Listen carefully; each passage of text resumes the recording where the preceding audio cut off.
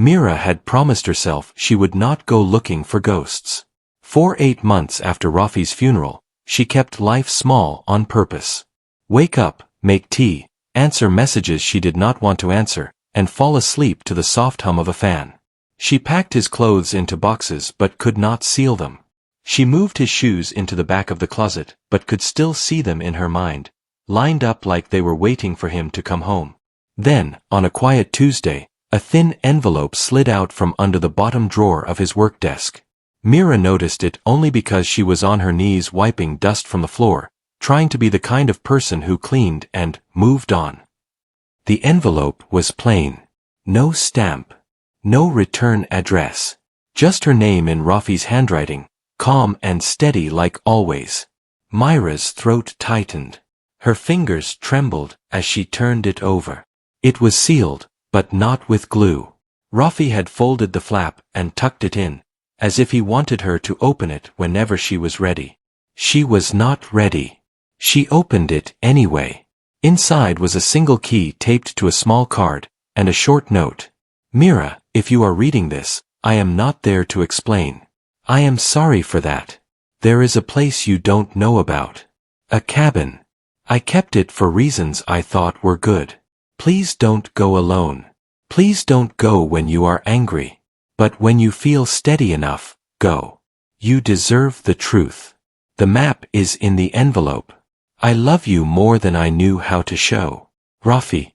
Mira stared at the words until they blurred. Her heart beat fast and loud. A cabin. A place she did not know about. Rafi was many things. Quiet. Kind. A man who fixed broken taps and listened carefully when Mira talked. He was not the kind of husband who had secret cabins. That sounded like another life, another marriage, another man. But the key was cold in her palm, real and heavy. Mira unfolded the paper map. It was drawn by hand. Simple lines. A main road, a small turn, a stretch of trees, and a lake shaped like a bent finger. In the corner, Rafi had written, "Park near the old gate. Walk 15 minutes." She sat back against the wall and let out a shaky breath. Part of her wanted to throw everything back into the drawer and pretend it never happened. Another part of her felt something sharper, like betrayal, rising under the grief. And under that betrayal was a small, stubborn need to know. Because not knowing was like living with a locked door inside her chest. She did not tell her mother. She did not tell her neighbors. She called Ben. Ben had been Rafi's closest friend since college. He was the kind of man who spoke with his hands and laughed too loudly, but his eyes always turned soft when Rafi's name came up. When Mira told him about the envelope, Ben went quiet. "A cabin?" he asked. "Yes." "You never knew?" "No." Ben exhaled slowly. "Okay. Don't go alone.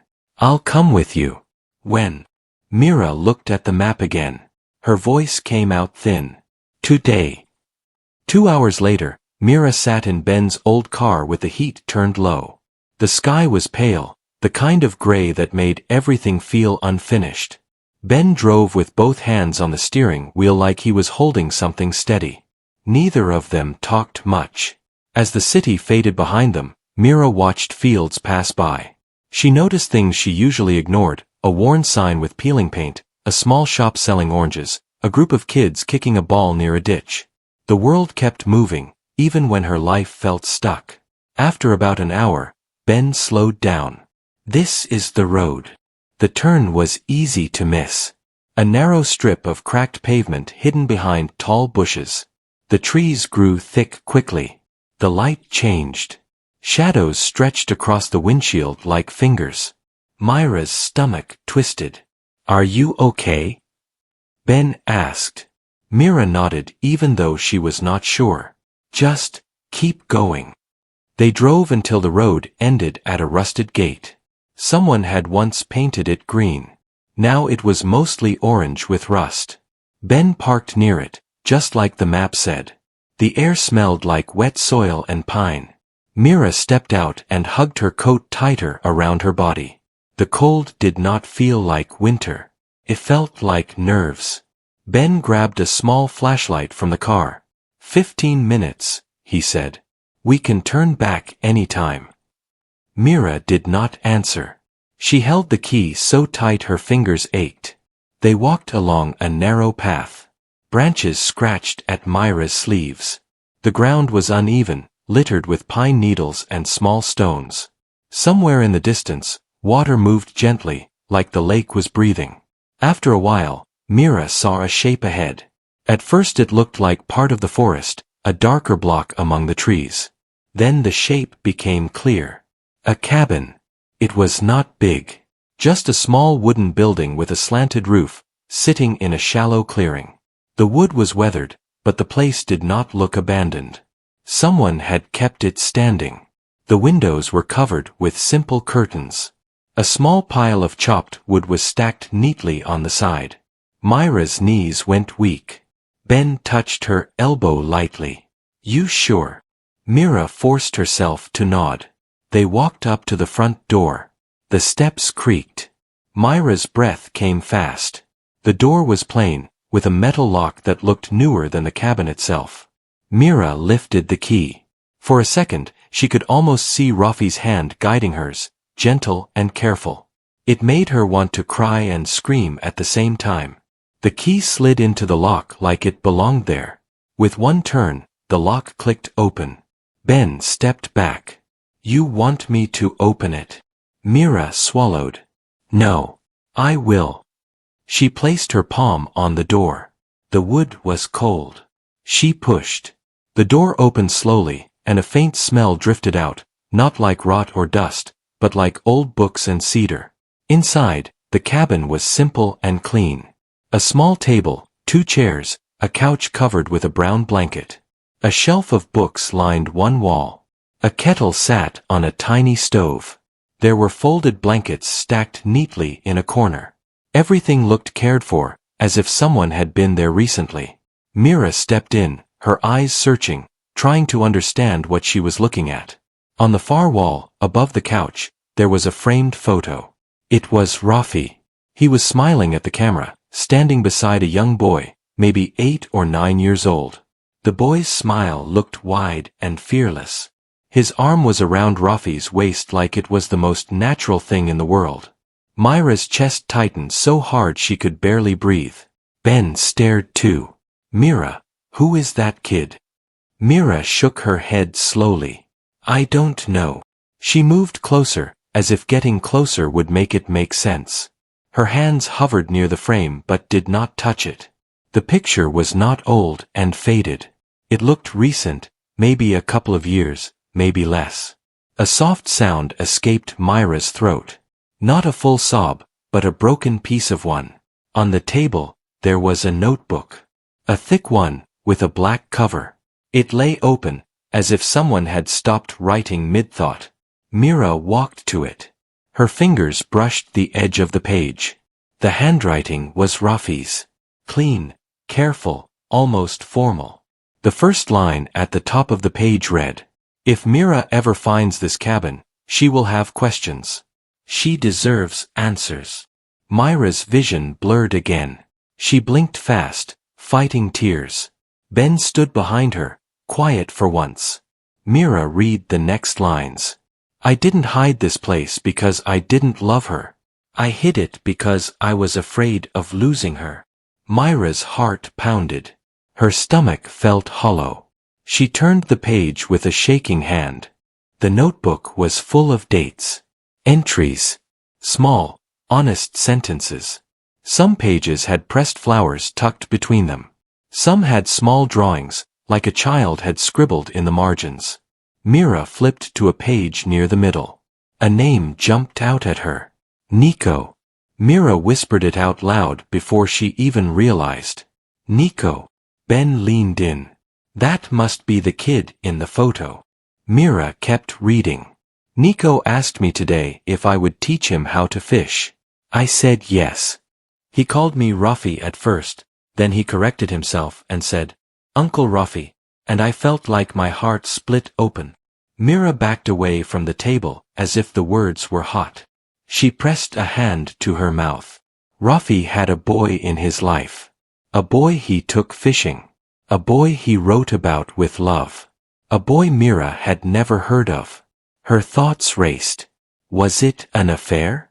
Was it a secret family? Was Rafi someone she never truly knew? The betrayal hit hard, sharp and clean, like a slap. But under that was something else. Something worse. If Rafi had kept this from her, what else had he kept? And why would he leave her a map now, after he was gone, when he could not explain anything?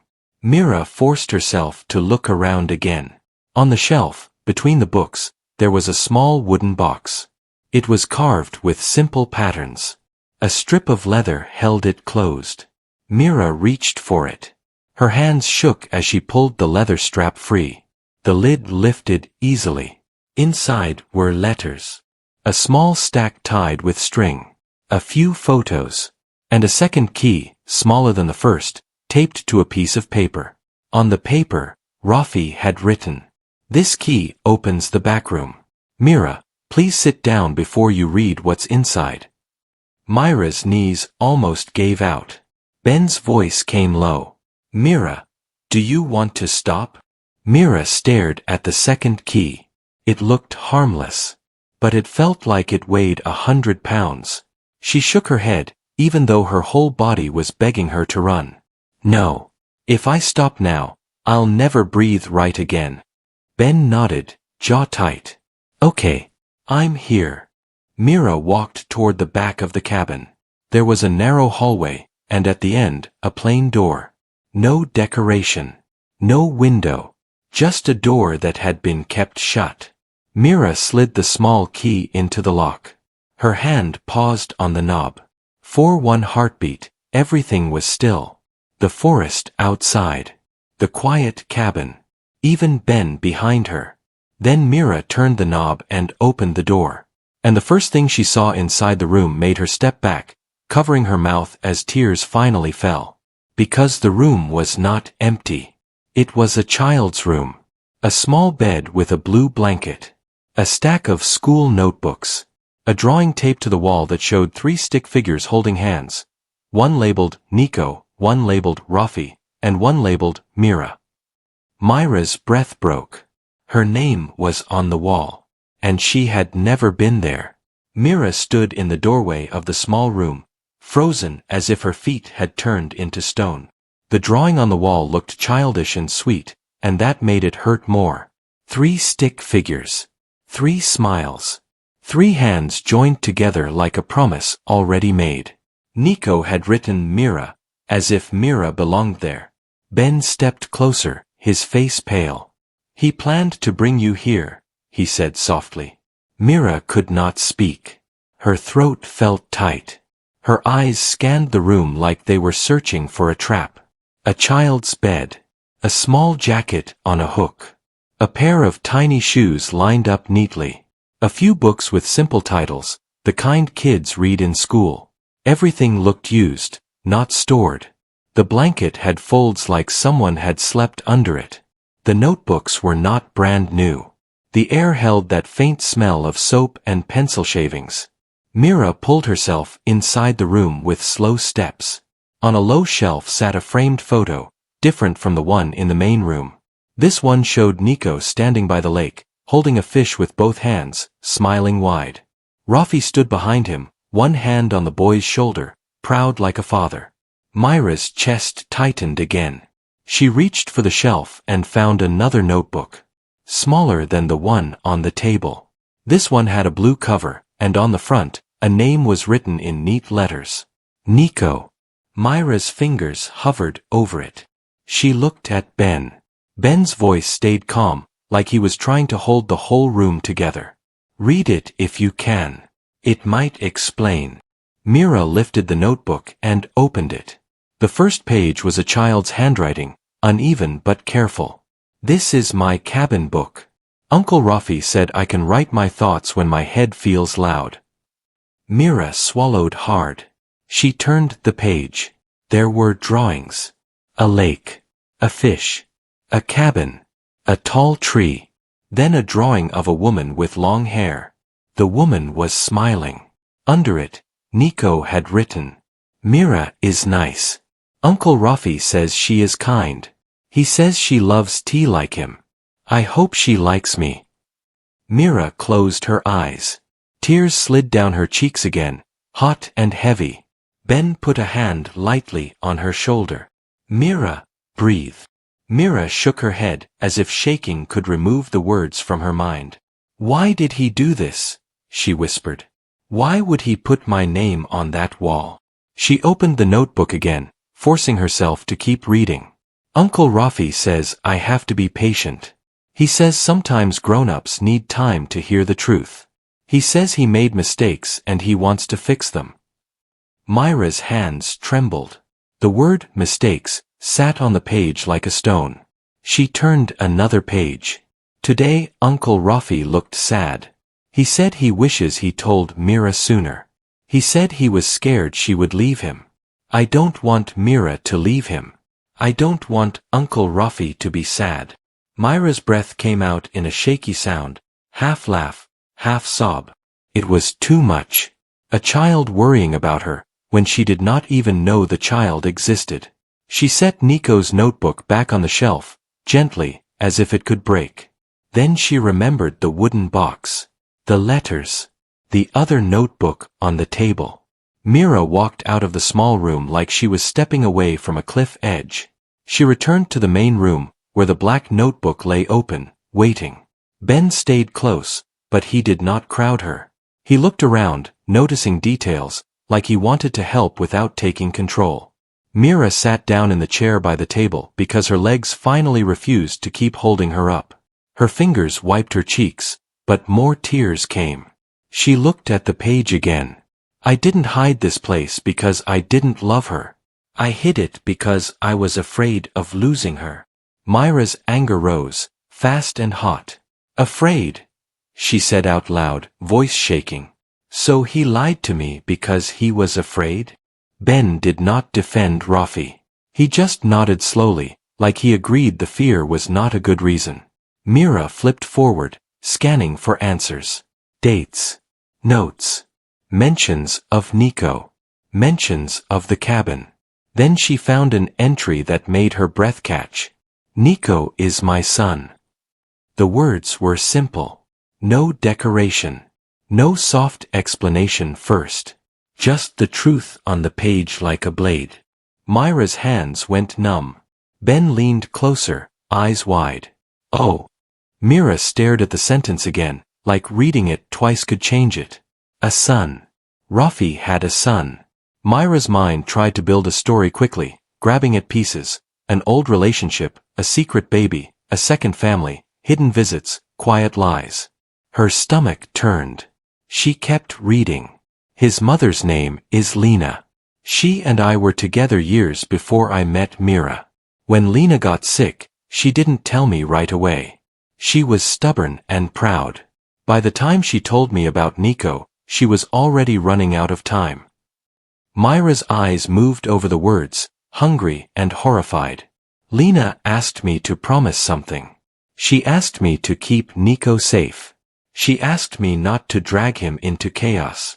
She feared that if I told everyone, Nico would be pulled and pushed like a rope in a storm. Myra's jaw tightened.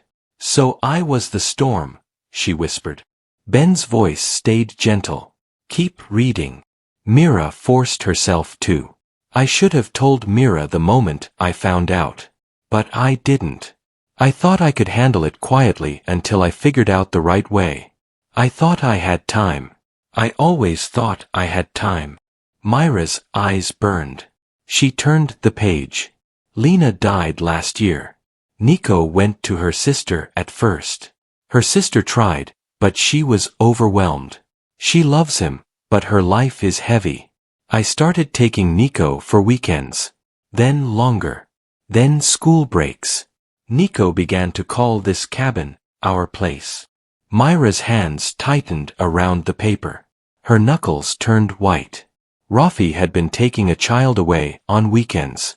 And Mira had been at home, making dinner, sending messages, trusting him. How did she not see it? Then she remembered the late nights. The work trips. The sudden need to clear his head. The way he sometimes looked tired in a deeper way, like someone carrying a second world inside. Mira had asked him once, "Are you okay?" And he had smiled and said, "Just busy." Busy. Mira laughed once, bitter and broken. Busy raising a child. Ben sat down across from her, rubbing his forehead. "I had no idea," he said. "I swear." Mira did not look at him. She kept reading, because the notebook was the only thing that felt solid. "Nico needs a stable home. I wanted to bring him to Mira, to our life. But I was scared. Mira lost her father young. She hates lies, but she also hates sudden change.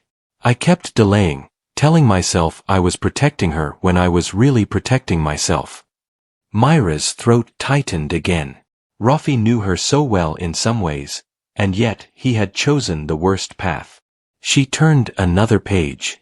"I started building a room for Nico. I hung the drawing of the three of us because Nico asked. He said, 'I want Mira to be family too.' That broke me. Because he was ready to love her before she even knew his name." Mira stared at the page. Her vision blurred.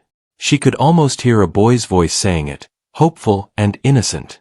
Myra's anger wavered, then returned stronger. "He should have told me," she said, voice low. "He should have trusted me." Ben nodded, eyes wet. "He should have." Myra's hand moved to the stack of letters tied with string. She untied them slowly, like she was opening something sacred and dangerous.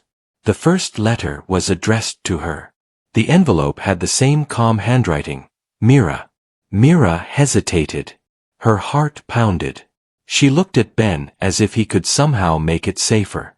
Ben lifted both hands slightly. "Take your time." Mira opened the letter. Inside was more of Rafi's handwriting. "Mira, I am sorry. I failed you.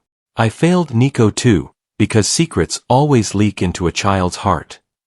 Myra's lips pressed together hard. The words felt like a confession, too late. "If I am gone, it means I never got the chance to sit you down the way I planned. I wanted a calm day. I wanted to hold your hand and tell you the truth. I wanted you to hate me if you needed to, but I also wanted you to know the whole story, not pieces."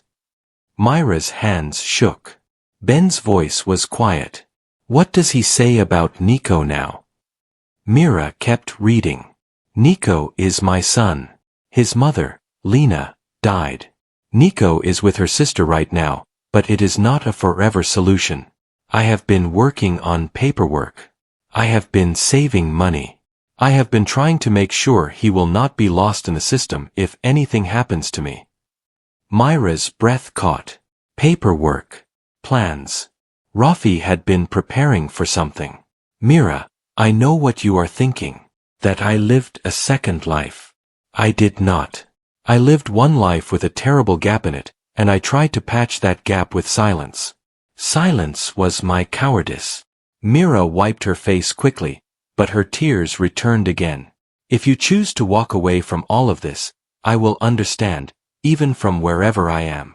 You did not sign up for a sudden child in your life. You did not sign up for grief with extra weight." Myra's chest felt tight. She looked at the cabin, the neat chair, the tidy table, the care in every corner. Rafi had loved this child enough to build him a room. And yet he had not trusted Mira enough to tell her. She read the next lines slowly. "But if you can, please meet Nico. Please look at him with your own eyes, not through my mistakes. He is good. He is bright. He is lonely in a way that scares me. He already lost his mother. If he loses me fully, he will feel like the world keeps taking things away." Myra's throat tightened so hard it hurt. She held the paper close to her chest without thinking. Ben's voice cracked a little. "He's asking you to help." Mira did not answer. Her mind was a storm of images, a boy calling Rafi uncle, then calling him something else, a boy drawing Myra's name with hope, a boy who did not understand adult fear. Mira continued reading. "In the wooden box, there is another letter, not for you. It is for Nico. Please give it to him when you meet him. Please do not keep him waiting. Myra's eyes jumped to the box. Another letter. She reached in and found an envelope addressed in the same handwriting, but this time the name was different. Nico. Myra stared at it for a long time. Her hands shook as if the paper itself had electricity. Ben leaned forward. So, he wants you to go to Nico. Myra's voice came out thin. I don't even know where Nico is. Ben looked around the cabin, searching for clues. He pointed to a calendar on the wall near the stove. Myra had not noticed it before. They walked to it together. On one date, a circle was drawn in blue ink. Beside it, Rafi had written 2 words. School meeting. Below that, an address was written, small and neat. Myra's stomach tightened again. Rafi had left a trail. Not to punish her, but to guide her, step by step, into the truth. Myra stood there, staring at the address. Ben spoke softly. We can go there. We can ask. We can find him. Myra's mind screamed that she should run away, go home, lock the door, and pretend she never opened the envelope. But the drawing in the child's room would not let her. The way Nico wrote, I hope she likes me, would not let her. Myra pressed a hand against the calendar, as if touching it could steady her. Then she whispered, What if he hates me? Ben's answer was quick, honest. Kids don't start with hate. They start with hope. Myra swallowed. She looked at the cabin one last time. The place was a secret, but it was also proof. Proof that Rafi loved, and that he feared, and that he left behind a mess made from both. Myra folded the address paper carefully, put Rafi's letter back in the envelope, and held Nico's letter in her hand like a fragile promise. Ben grabbed the flashlight again. Ready. Myra's voice trembled, but it was real. Yes. They locked the cabin behind them, and as Myra turned the key, she felt like she was locking away the past she thought she knew. On the walk back to the car, the forest felt different, like it was watching her. The lake wind brushed her face, cold and sharp, as if reminding her this was not a dream. When they reached the car, Ben opened the passenger door for her. Myra sat down slowly, still holding Nico's letter. Ben started the engine. The tires crunched over gravel. And as they drove away from the hidden cabin, Myra realized something that made her heart break all over again. This was not just about Rafi's secret. This was about a child who had been waiting for a family that never arrived. The school stood at the edge of a quiet street, painted in soft colors meant to feel safe. Children's voices floated through open windows, light and careless. Myra sat in the car with the engine off, staring at the building as if it might vanish if she blinked.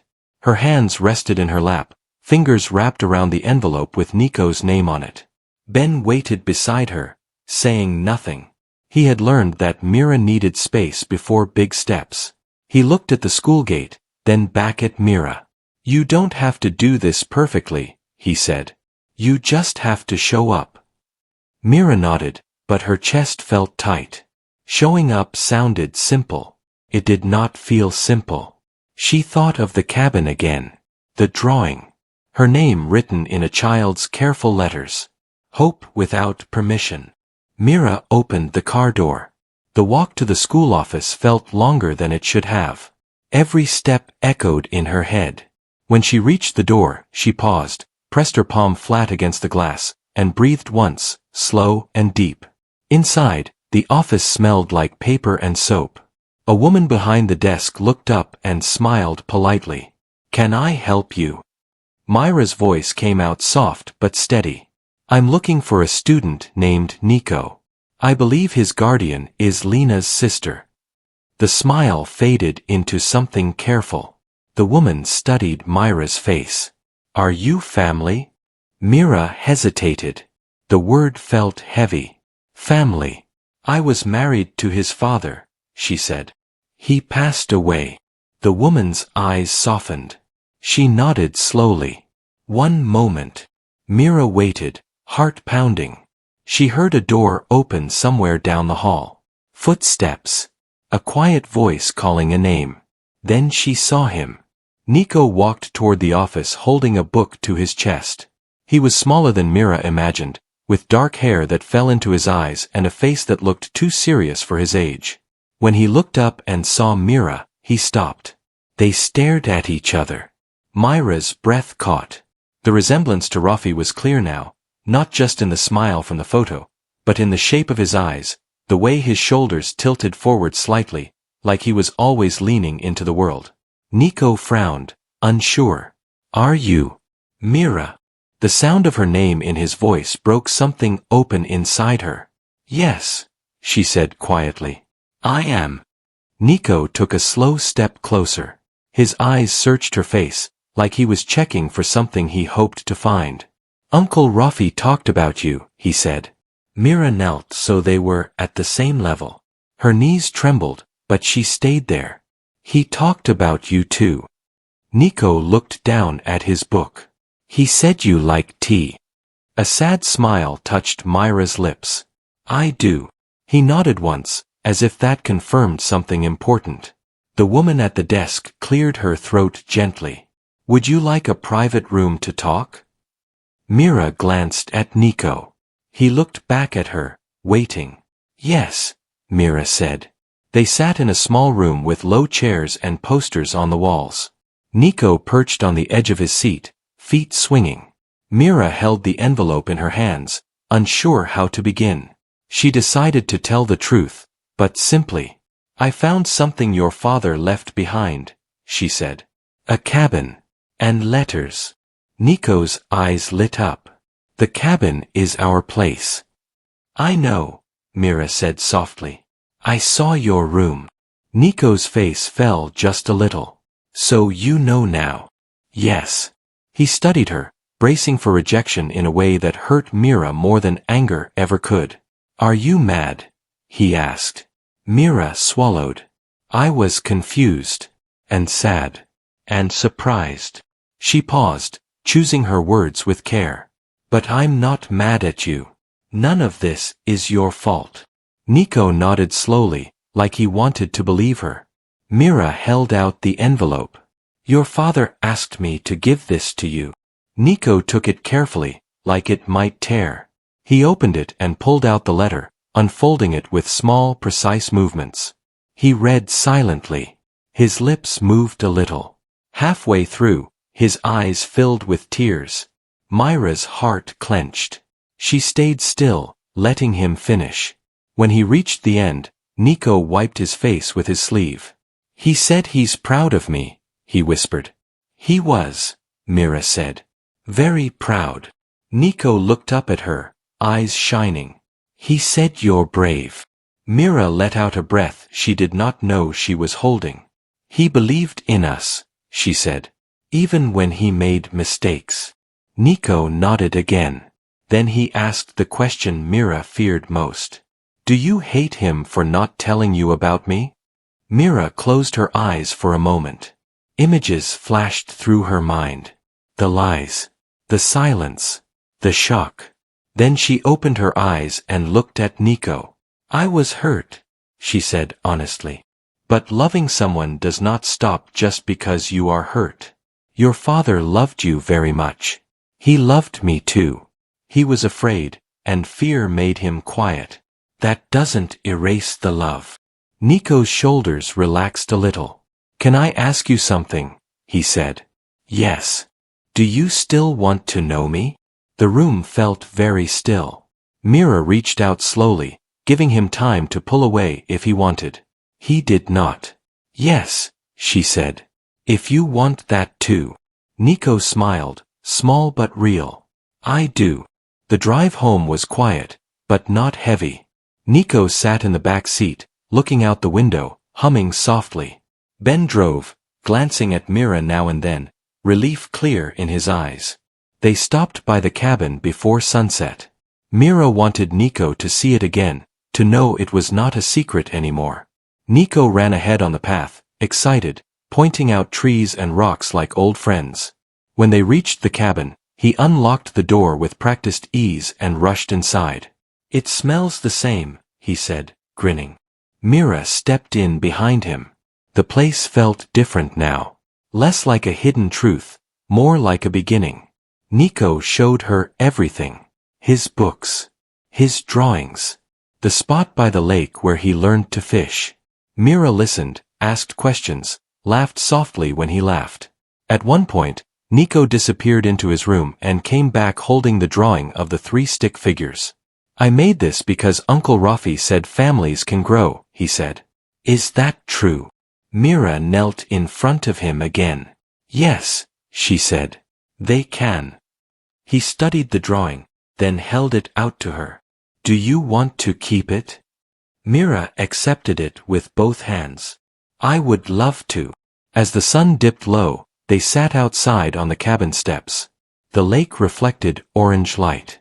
The air was calm. Nico leaned against Myra's side without asking. She froze for a second, then relaxed, letting him rest there. It felt right in a quiet, surprising way. Later, paperwork followed. Meetings. Long conversations. Tears and hard days. Lena's sister met Mira, wary at first, then grateful. Plans were made slowly, carefully, with Nico's needs first. Mira did not replace anyone. She did not pretend the past did not exist. She made space for it. Months passed. The cabin became a place they visited together, not to hide, but to remember. Nico's room stayed his, but new things appeared too. A second chair by the table. Fresh flowers on the shelf. New drawings on the wall. One afternoon, as Mira watched Nico skip stones across the lake, she felt something settle inside her chest. The pain did not disappear. But it changed shape. It became something she could carry. That evening, Mira placed the black notebook back on the shelf. She added one final page of her own. Rafi, I found the truth.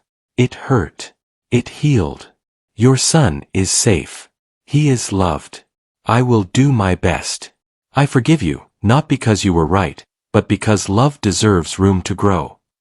She closed the notebook gently. Outside, Nico called her name, laughing as a stone skipped farther than before. Mira smiled and stepped into the light. The secret cabin no longer held a broken past. It held a future, built honestly, one careful day at a time.